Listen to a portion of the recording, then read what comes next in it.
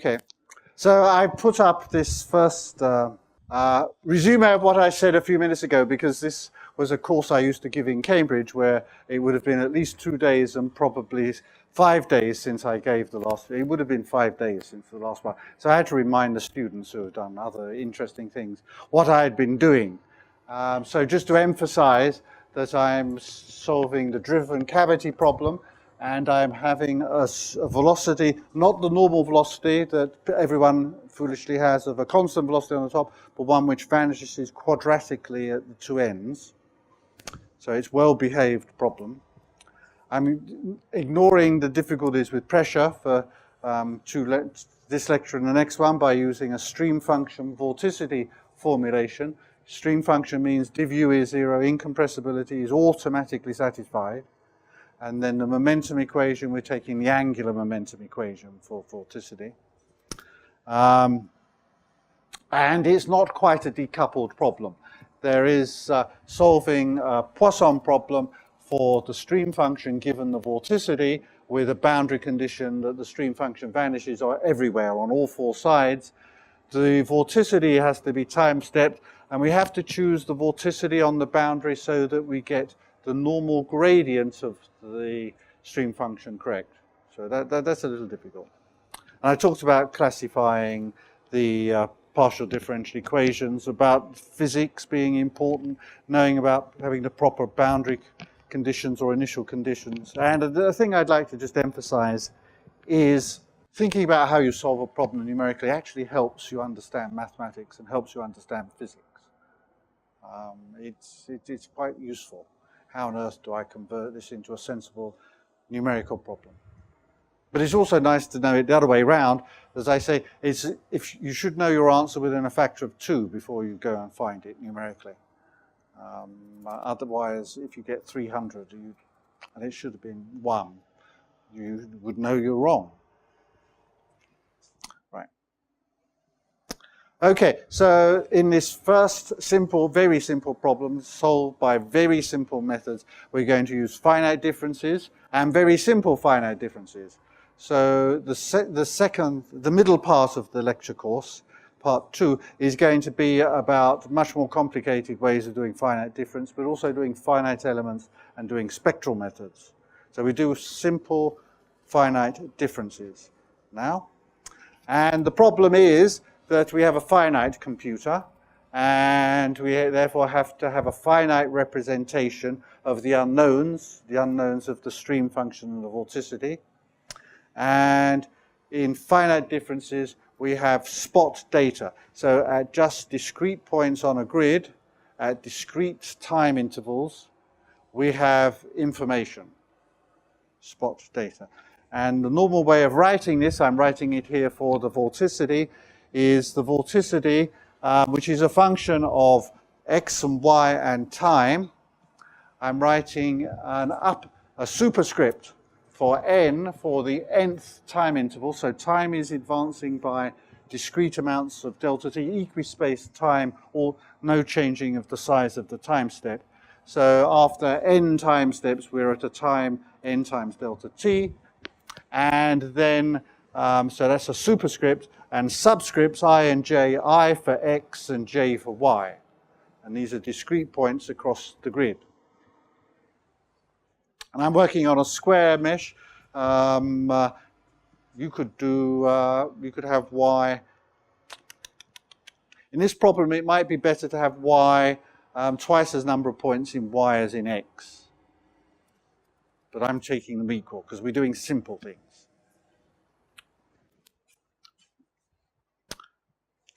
Okay, so we have data points. We have the function at spot points. But we've got a partial differential equation, we've got a differential equation, so we have to have derivatives. And this is bad for me. So here's a function, and we've got, at equispaced points, we've got some data. So we can't see the curve, we can just see these points.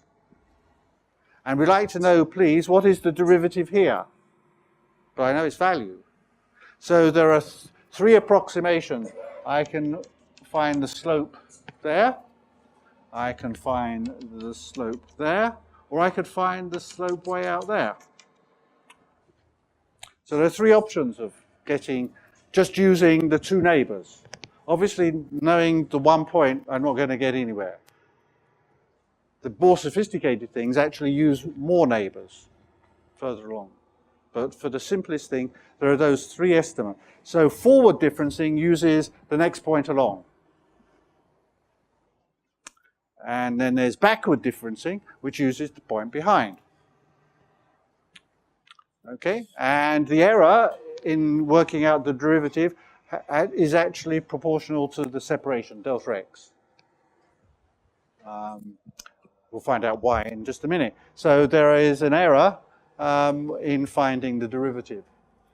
If you've got 10 data points across the grid, there's a 10% error.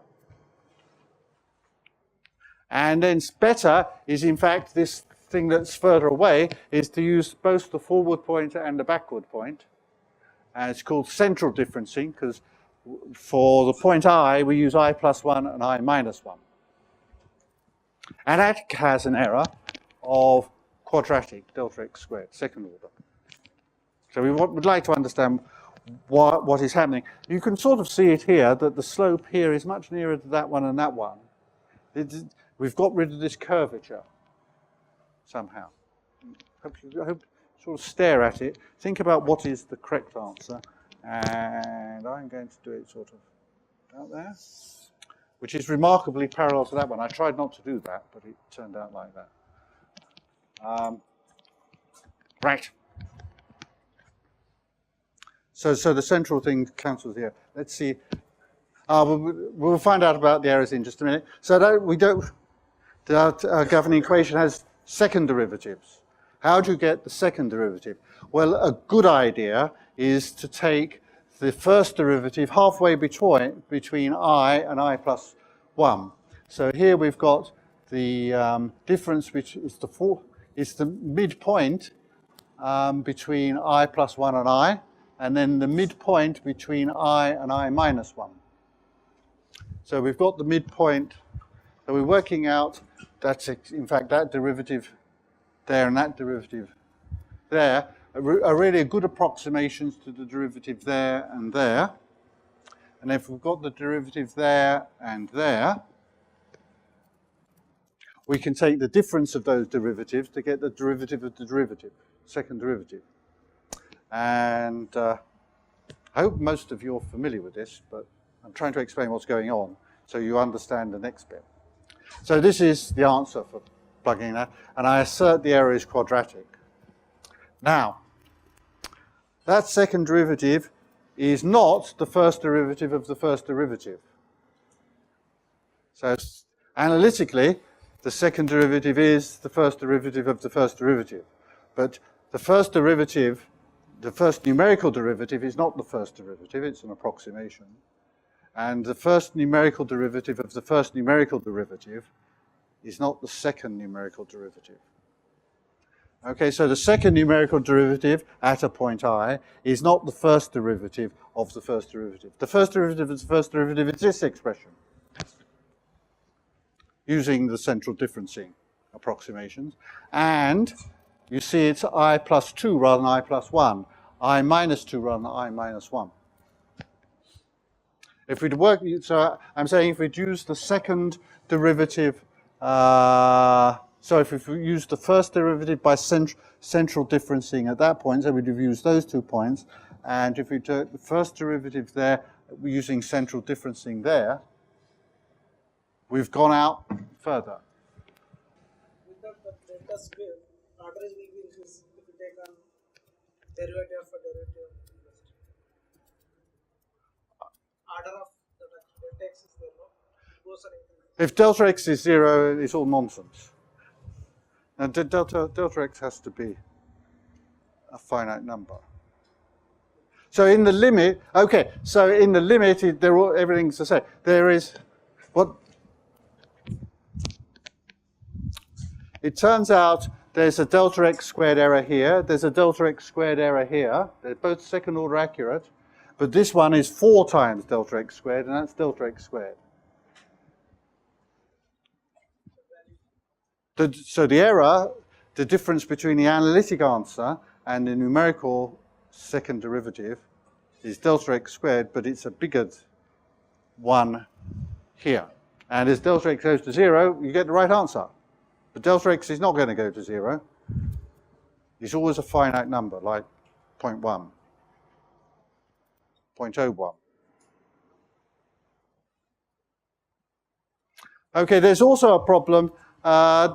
You're told that very early on that the derivative of the product is the sum of the derivatives of what term by term. This is not true with these numerical derivatives. And that leads to the idea that there are conservative forms and there are non-conservative forms. So we'll get to this later, but if you would like the total momentum to be conserved, it's a good idea to consider for the nonlinear term, not u dot grad u, but the divergence of uu. Because if you have the divergence of uu at each location, and you add all the locations up, you integrate the divergence of uu, you get the difference between uu at the two ends. If you integrate u dot grad u numerically across all the points, you will not get it being the difference between uu at the two ends. It's approximately there, but it's not exactly there. So, but it's possible to make it exactly the difference between the two ends. And sometimes that's important. You would like to conserve energy so your system doesn't slow down and wear out. Particularly long time weather forecasts, when you go to climate predictions, you can't afford to have a method, numerical method, which loses energy over a very long time. So you would like the first form rather than the second. Okay, these are little things. Right, so I've told you what the errors are. How do you find them out? You take a Taylor series expansion. So the function at the point I plus 1 can be related to the function at I, because it's the function at I, and then this is at x corresponding to I. And then it's just a little short step away from that, so we do a Taylor expansion in this. And we write down lots of terms. So that's this function at I plus 1 is the function at I, plus the derivative times delta x, plus a half delta x squared times the second derivative, plus a 6 of x cubed and a 24th of x fourth. So write them all out. And then we could go to some expression like we have in this second derivative, where it's the function in front, the function behind minus 2 values of the function. This is our second derivative when we divide by delta x squared. If we put the corresponding formulas in for I minus 1, which is just reversing the signs of the odd terms, add them all up, then we end up with this. And when we divide by delta x squared, we can see that our numerical second derivative is the true second derivative, but plus an extra term. And actually, there should be a plus dot dot dot there. So you could correct your scripts there and put plus dot dot dot, because there's some more terms, getting smaller and smaller. And this, so this tells me, therefore, when I've divided by delta x squared, that my numerical second derivative is the correct answer, plus an error delta x squared. And notice it's multiplied by the fourth derivative. So you better have the fourth derivative existing. So if I had a function like x cubed log x, this isn't right. The error is bigger. So we only get quadratic errors, delta x squared errors, if the function is smooth enough.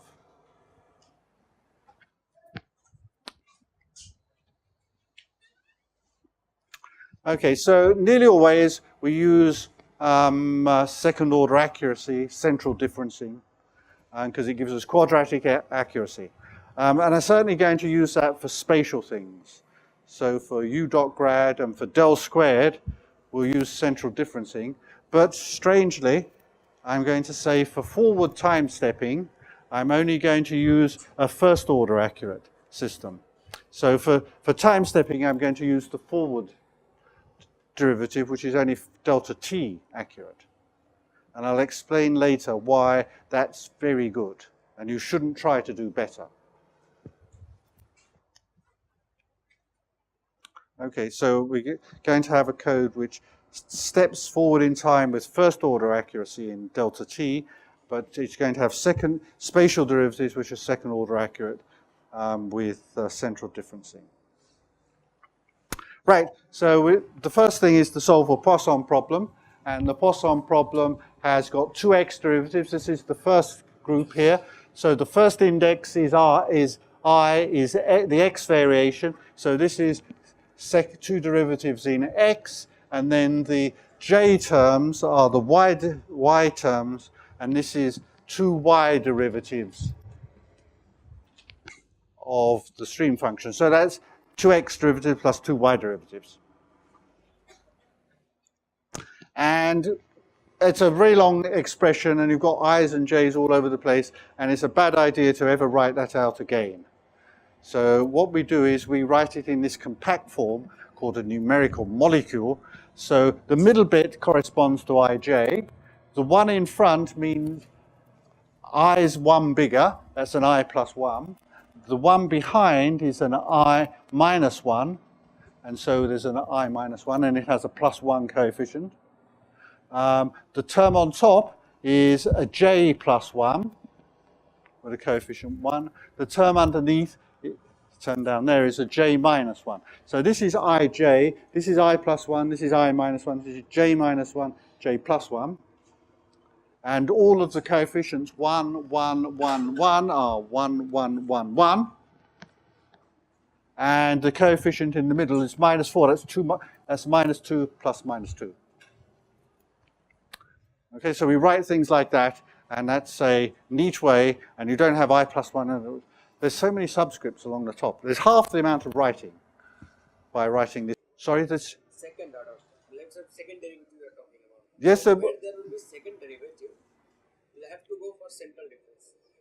Yes, the first derivative is the harder one to do, central difference.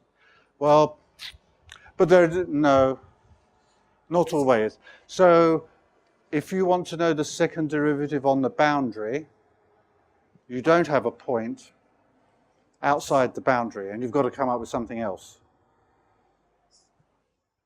Okay, so yes, whenever possible, try central differencing.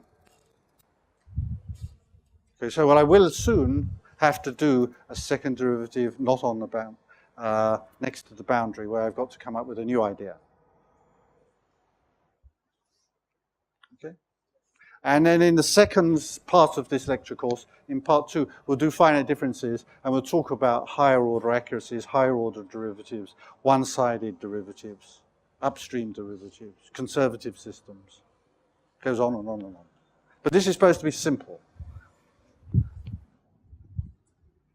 Okay, so I have a problem. There are two boards, and you can't see me if I'm standing in the way. So over here, let's go through this again. This is ij, okay? This is I plus 1, this is I minus 1, this is j minus 1, this is j plus 1.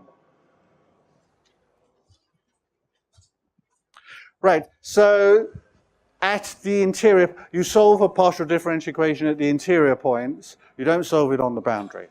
So at the interior points, these are my interior points. We have to talk about that. I'm going to solve this equation. Right, so we have to talk about this. I come from a sensible programming language, which I talked about before, where the indices can go from 0 to n. They can go actually from -5 to 200.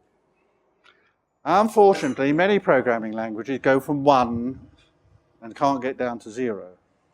Right, be aware of that. I'm writing it out in the sensible terms from 0 to n. So my points go I from 0 to n, and 0 is on the boundary, n is on the boundary. So the internal points are 1 to n minus 1. Right, these are the internal points where you have to solve this equation.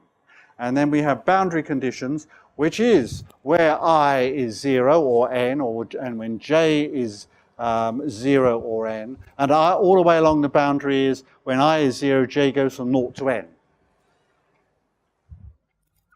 Sorry about this 0, but it's just sensible for a mathematician, not the writers of Fortran or MATLAB.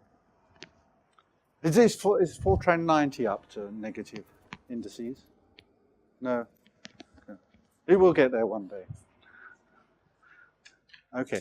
This is a very big problem. This is simply a matrix problem. AX equals B. Except it's big. Suppose you had a little grid, 10 by 10. There are 8 internal points. So there's 64 8 internal points in one direction, 8 in the other. So that makes 64 internal points. So there are 64 unknowns and 64 equations. So to solve this is a matrix, a 64 by 64 matrix. Nearly all zeros, but it's a big matrix. If you were greedy and went for an accurate answer on a 100 by 100 grid, you'd be up to 98, let's call it 100. There'd be 10,000 unknowns and equations, and your matrix would be 10,000 times 10,000. That doesn't fit in many memories. That's 10,000, that's 10 to the 8, and you need 8 bytes for an element. When it's 10 to the, it's something like 10 to the 9 bytes, just to store your matrix. I mean, it's an enormous question. Everything's 0, nearly all the entries are 0. So we need to do, well, one, normally you do not treat this as a matrix, a 64 by 64 matrix problem, and invert it directly. Just occasionally, and we will do that occasionally. But you use the fact, you don't go for an exact numerical inversion of the matrix, you use an iterative method, which gets there much faster than there are many less calculations to make on an iterative method. And you use very much the so-called sparseness, that this matrix is full of zeros, just has a few non-zero elements. So it's a large linear problem, and most computers in solving any fluid dynamics of any sort spend most of their life doing exactly this calculation. So it's worth a good method. We're going to start with something that works. We'll refine it to make it 10 times better, but then there are much better things coming in the middle part of the lecture course. So the simplest thing, which you should never do, is called Gauss-Seidel, which is you walk through the grid. So we don't go on the boundaries, we only look at the internal points, and you walk along the y is the lowest value, you do all the variations in x along the bottom, then you skip to the next row up and go along, and you skip up until you get to the top row. So you just walk through the grid going to every single point, and at every single point you replace the value you have a new value at ij, which uses all of the values nearby, the I plus 1, I minus 1, j plus 1, j minus 1, and the forcing term of the vorticity. So this is just writing out the equation. And this had a 4 on it before, so we've divided by 4. So you're sort of averaging, so we're replacing this value here by the average of the values around plus a contribution from the vorticity. And because we're walking through the grid, the blue ones have yet to be changed. The row above us we've not got to yet, the row point in front of us we've not got to, but the red values behind us and below us we've already updated, and we're in the process of doing the middle one. Okay, so we just replace whatever value, we start with zeros everywhere, and then we replace the value here at some point by this average of the things around plus a contribution from the vorticity. And you walk across the grid once, and you walk across it actually on an n by n grid, you walk across it n squared times. So each walking through the grid, there are, if an n by n grid, there are n squared points there. So each sweep through is n squared, and then it turns out, for certain theoretical reasons, that you have to make n squared sweeps.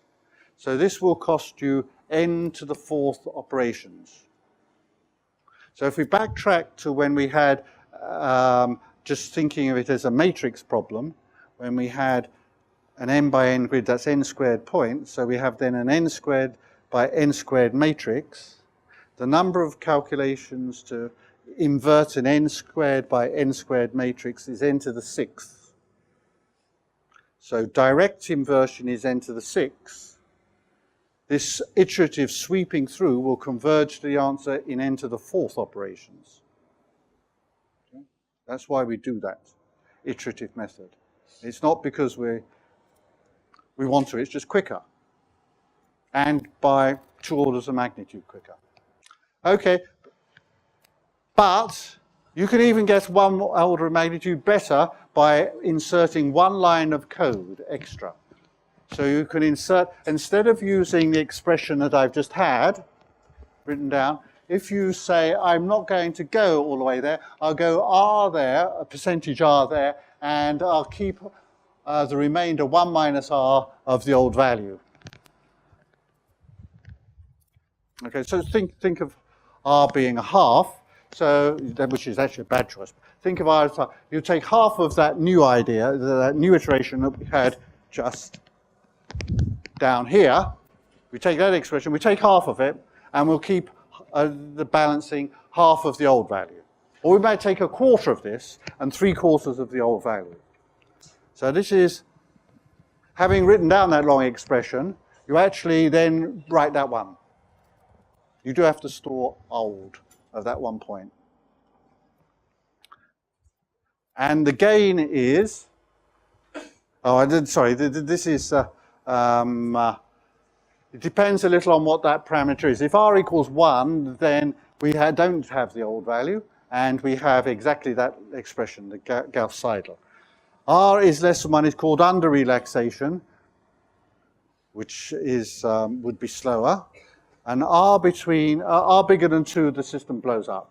And R between 1 and 2 is called over relaxation. So you work out where you'd like to go, and you go a bit further with R greater than 1, but less than 2.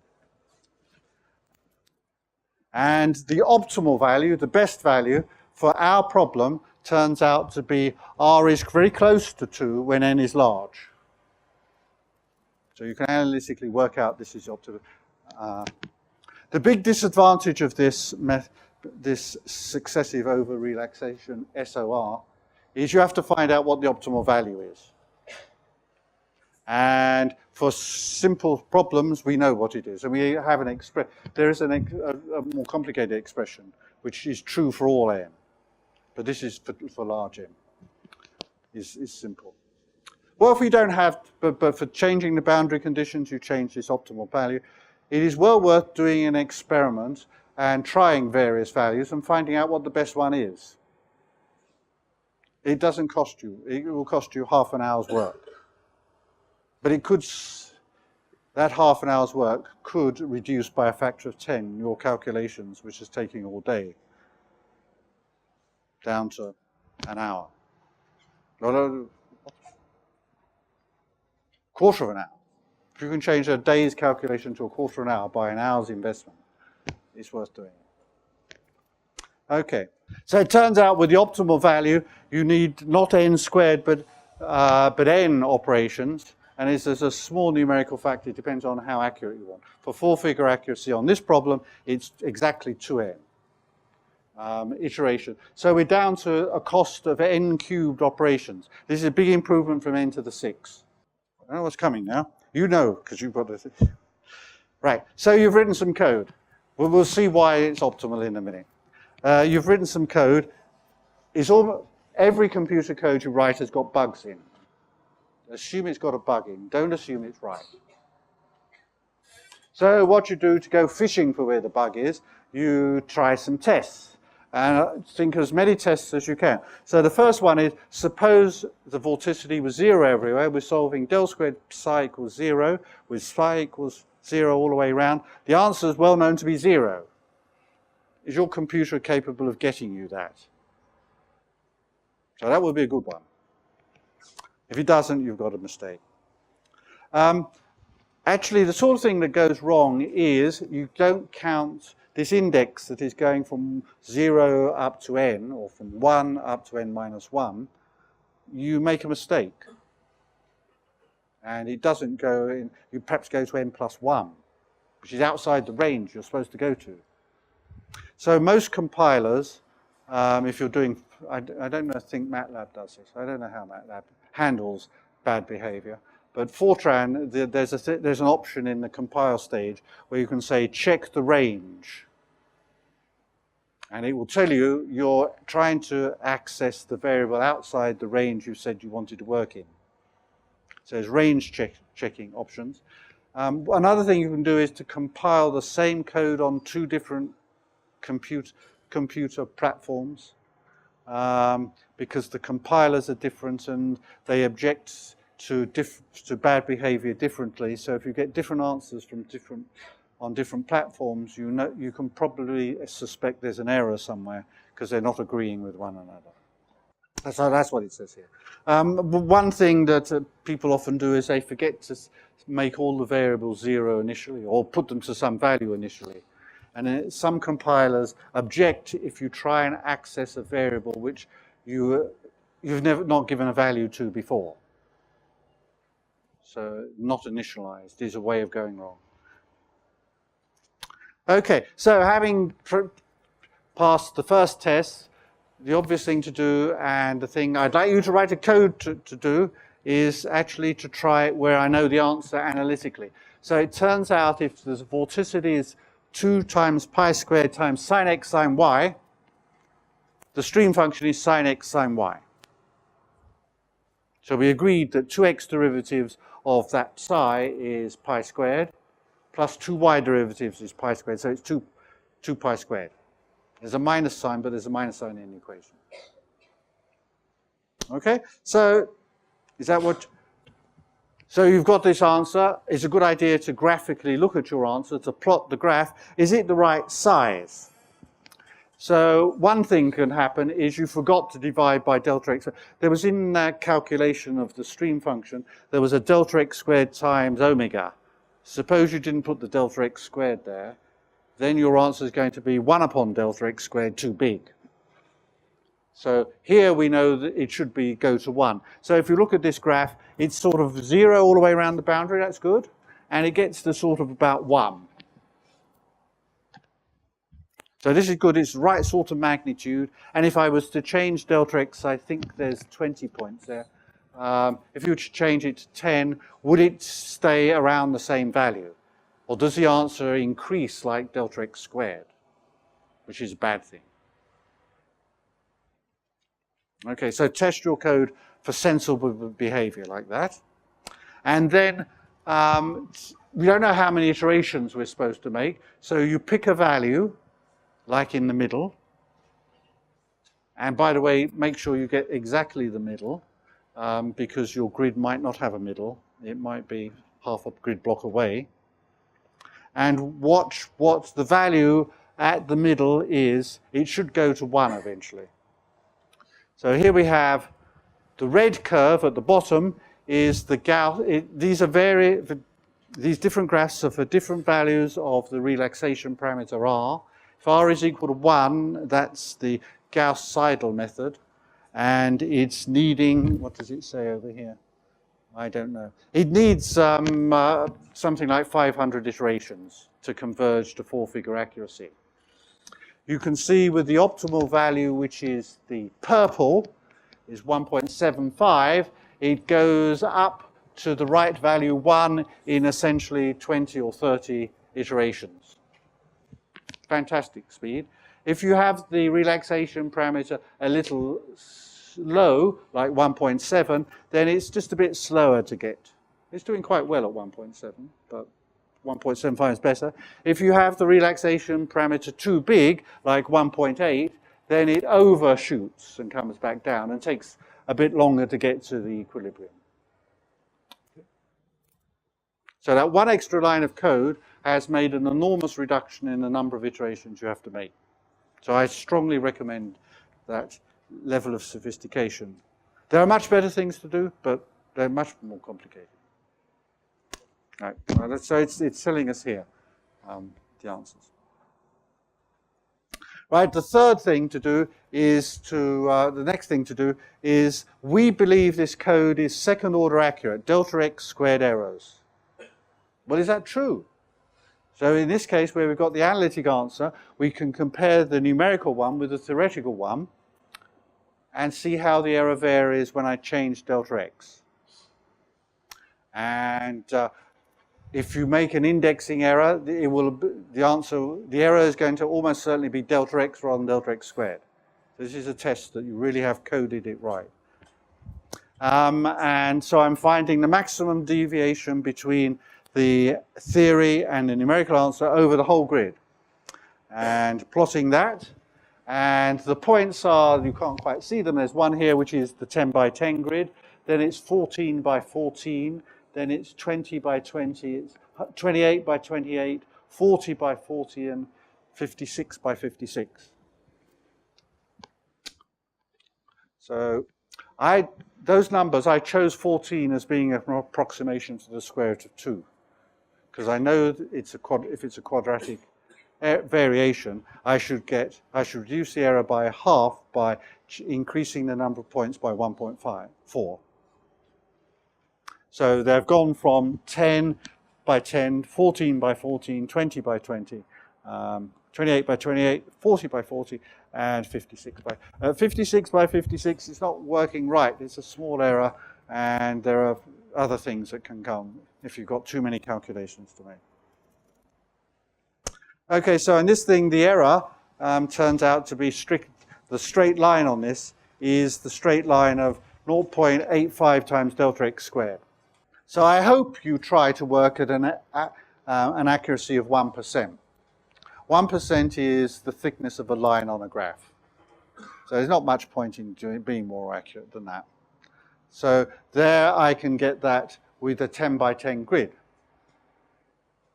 If you wanted me to have 3-figure accuracy, and yeah, I agree, I often go for 3-figure accuracy, then I need to go to a 28 by 28 grid, and the computational cost has gone up by 20. Because this is an n-cubed operation. I've increased n by 2.8. Okay. There's actually a trick. You don't have to go to that cost. If you take the 10 by 10 calculation and the 14 by 14 calculation and draw a straight line through the origin, you can get even higher accuracy.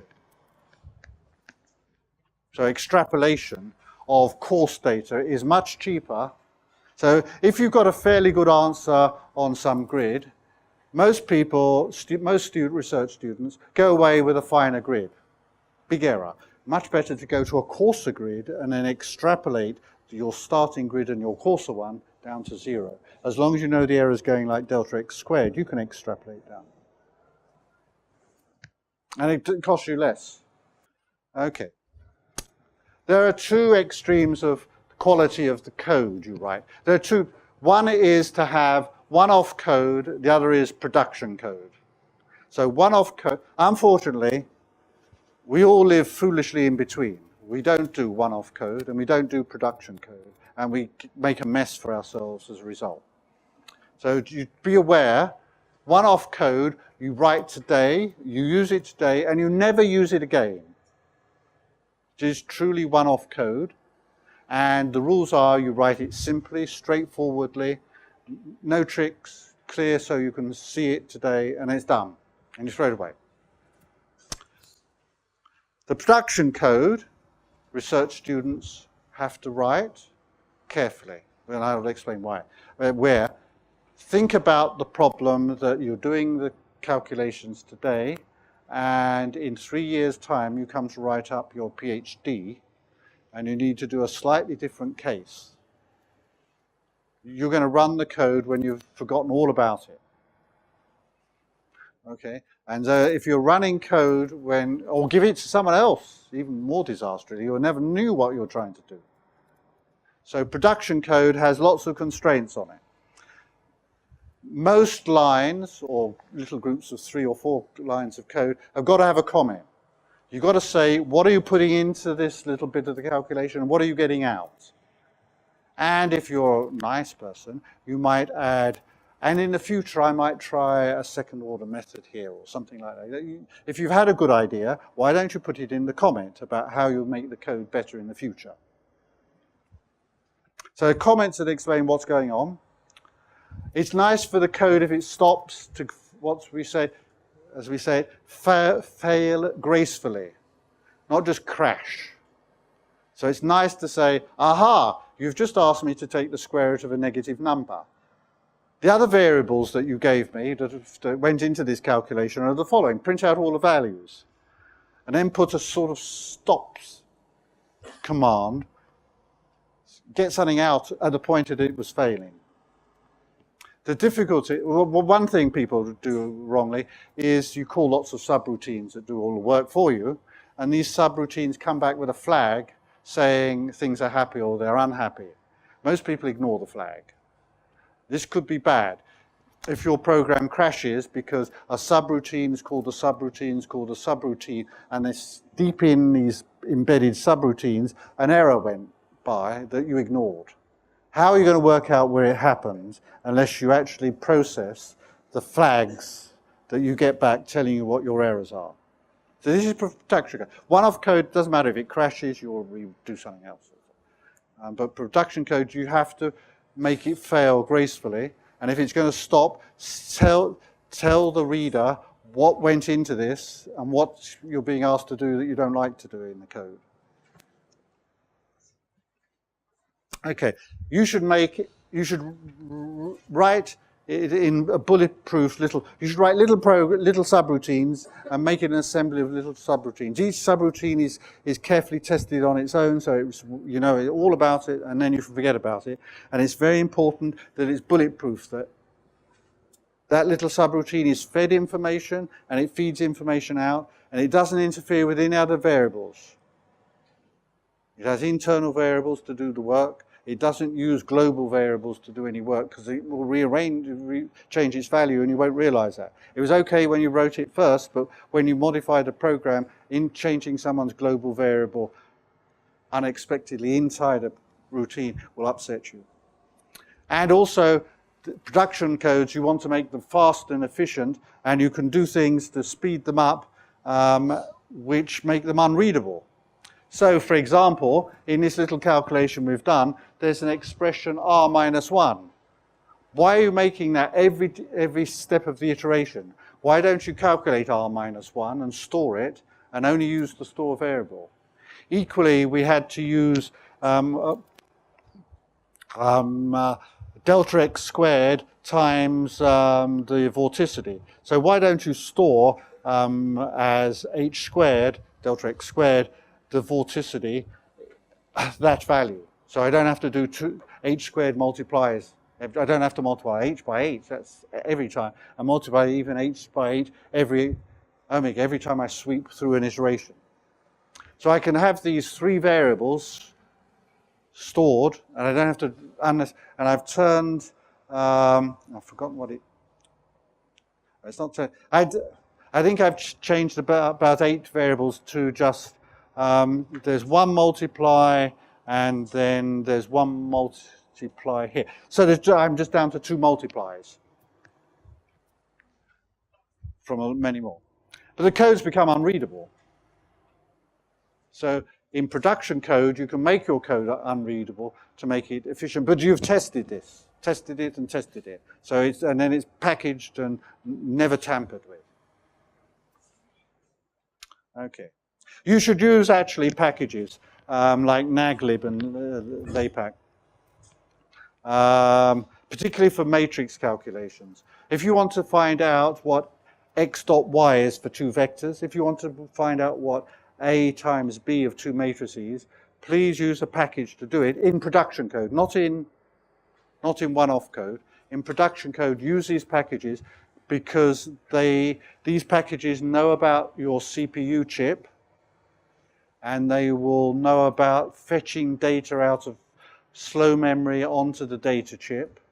And as a result, when they do a sequence of multiplies, like finding the scalar product of two vectors, they will line up so that there's something like 10 cycles to get the first number through, but thereafter the first cycle, the first 10 cycles where the first number comes through, every cycle produces another product. It's called pipelining. You feed all the numbers in a pipeline, and then the bits in the chip do all the multipliers. It all depends on the design of the chip. And you get a factor of 10 speed up if you get this assembly level code doing the work. If you write in Fortran or MATLAB to do a x dot y sum over xi yi, sum over the i's to do a dot product, that code will be 10 times slower than a packaged code, a pipelined code. You just can't write the assembly code. Okay? So that's for production codes. If you're really serious about making good code, you have to go into that.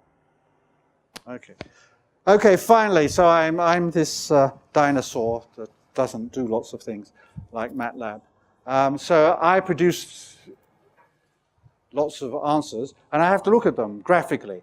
And so I use a cheap thing called GNU-plot, and one's transparency tells you how to use GNU-plot. But if you use MATLAB, it does it for you, and you Fortran people know other things. You may well actually be sensible in using this. So what I do is to plot a graph y as a function of x, I output an output file which has, on each line it has an x and a y value. If I'm doing a contour plot, three-dimensional plot, it would have the third value of z, and then there's xyz, xyz, xyz, xyz on different lines. And then I get my program, I run my program, and I do this to output into a results file. So I get this into a results file, and then I go to this thing called GNU-plot, and then I say the obvious thing, plot results. And it just comes out. You might like it comes out actually with points. So you might want it with lines, and so you say results with lines. Or you might say results with lines and points, LP.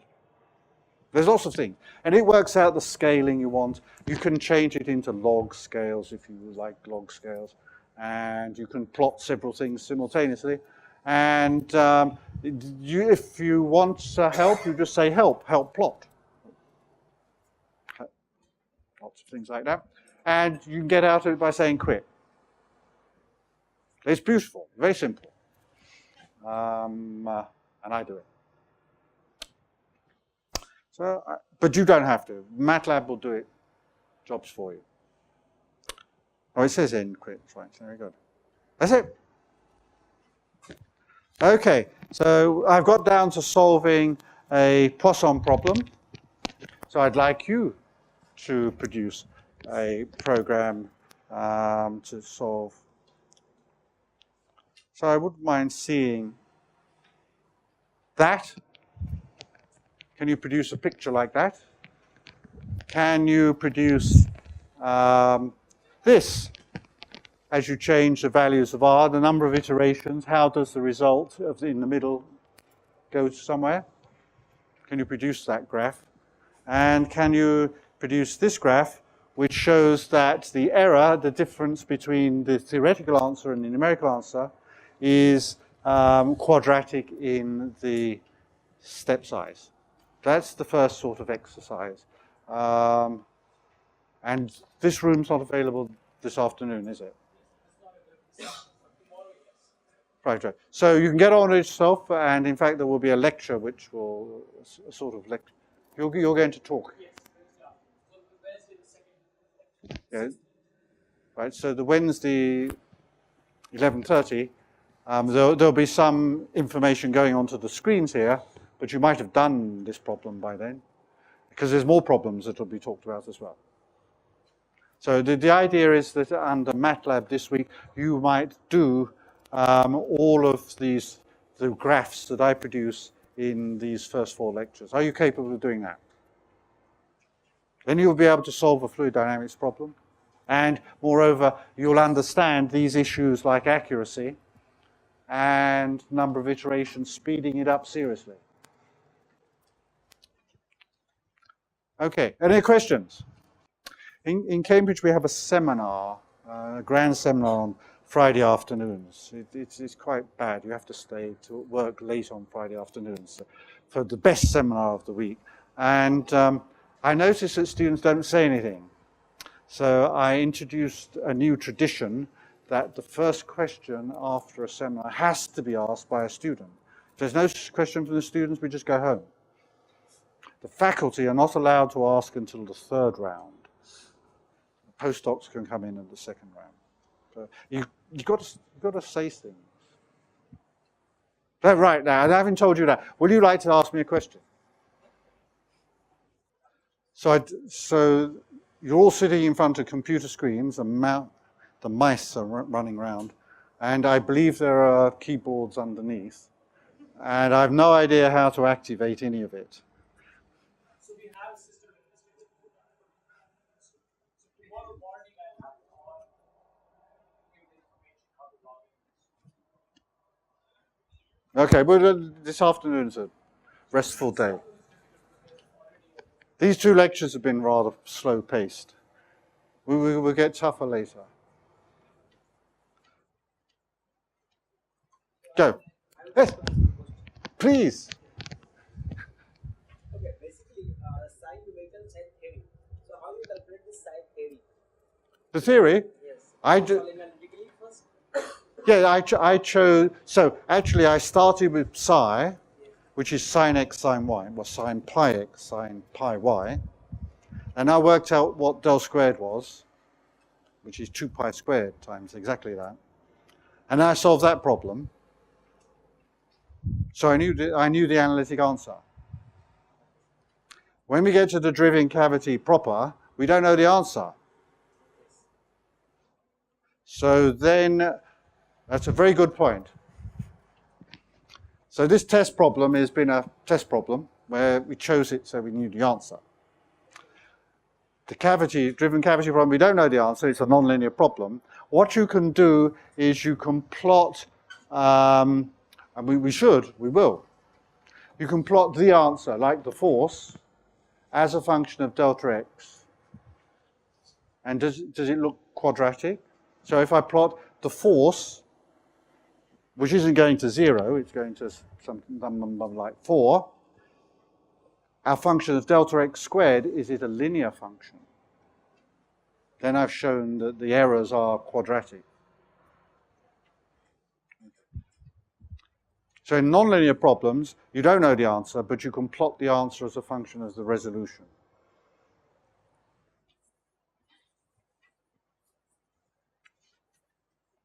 Because of this non-linearity, we are going for this FDM.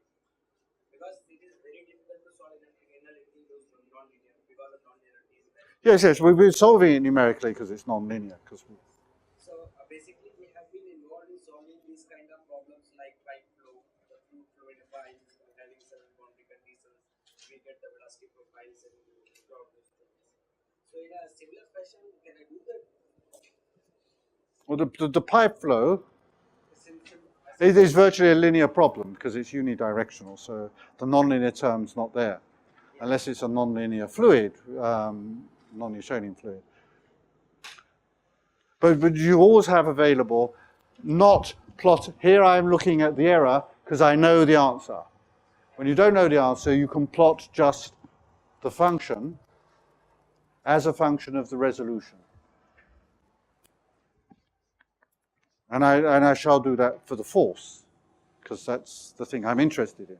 That's why when I designed this question of the driven cavity, I wanted to calculate an answer, a single answer, the force. Calculating the velocity field, lots of answers. So I want a single number, then I can plot a single number as a function of the resolution. And we'll see it's quadratic.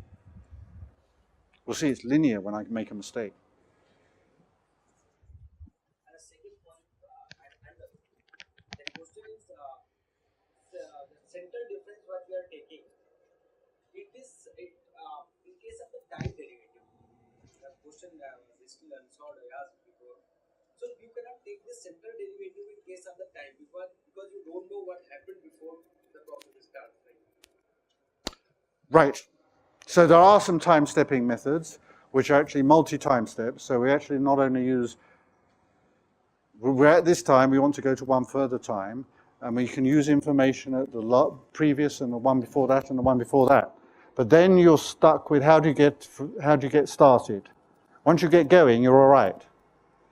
So you may have to get the first few time steps by some other method. And so there are techniques like doing power series expansions in time. I know the derivative, du by dt. Yeah, but I then work out this. I can take the time derivative of the governing equations to get the value of the second derivative, and I can get the third derivative. So I can get several time derivatives, and I can do a Taylor series expansion to get several time steps forward. It's very messy. So you might actually try something else, like single time step, Runge cutter for several time steps. And then these multi-time steps have more desirable features. We will talk about time stepping later. I'm doing forward time stepping because I don't have to know about anything before the beginning. So we cannot apply any kind of multi-time scale analysis in this kind of problem because I think we are including, okay, viscosity is there. There's a viscosity will include another time scale in this problem. So you need to extend this problem for multi-time scale. No, so you're correct. There's several time scales. There's the time scale of moving with this velocity to go around the circuit. There's the time scale of vorticity to diffuse across the system. Yes. There are two different time scales, and numerically you better resolve both of them. So you have to resolve the shortest one, and you get the longest one for free. Okay? And if you want to jump over the very fast process, then you have to find out what is the physics of the long time scale and what equation governs the physics when you've taken out the fast process. So this is a theoretical investigation of getting another the equation that governs the long time evolution, somehow having solved the fast process. Can't always do that. Sometimes you can't solve it exactly. You have to solve it crudely, approximately, making big errors. Can be worth your while, like what you do in turbulence modeling. So I saw the book you wrote already. I've gone through that book, and I find this very good method and very good analysis of multi-time scale analysis. You have done first you got this training expression one, and analytically you have solved the problem. You got an expression, then you went for this multi-time scale because of this viscosity term, right? So phase lag and all that comes to multi-time scale. So similar analysis I'm looking for. I was thinking that it can be done here. So for better time resolution.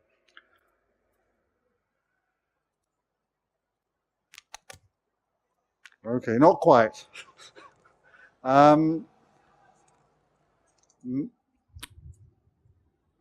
Okay, so it's true there are different processes going on and they have different timescales, and it's quite difficult to solve numerically a fast process and to give the output of a fast process to the next time level up to a slower process. And then solve the slow process numerically. The matching those two together is the sort of thing we do theoretically, is matched asymptotic expansions and the like. Numerically, it's very crude and introduces big errors. The matching is very difficult to do. What you should do is to study this fast process, do lots of experiments with fast processes, and come up with a model of the fast process, which it just involves the slow process variables. So in turbulence, this is called eddy viscosity. And you know eddy viscosity is not very good, but that's the best sort of we can do. Not quite, but. So sometimes you just, in a nonlinear fast process, it's very difficult to do the theoretical understanding and modeling of the fast process that you're going to put into the slow process. So and then you might as well solve the whole thing, fast and slow simultaneously, numerically, which is expensive. So sometimes you can cheat and put the parameter for the slow process, for the fast process up so it's not quite so fast. So you could, in other words, you change the speed of sound from 300 meters a second to 30. You're obviously doing something pretty unhappy, but sometimes it gets you through it. If you're only interested in things happening at 1 meter a second, perhaps it's fast enough that sound's propagated at 30 meters a second, rather than 300, with a time step 10 times bigger.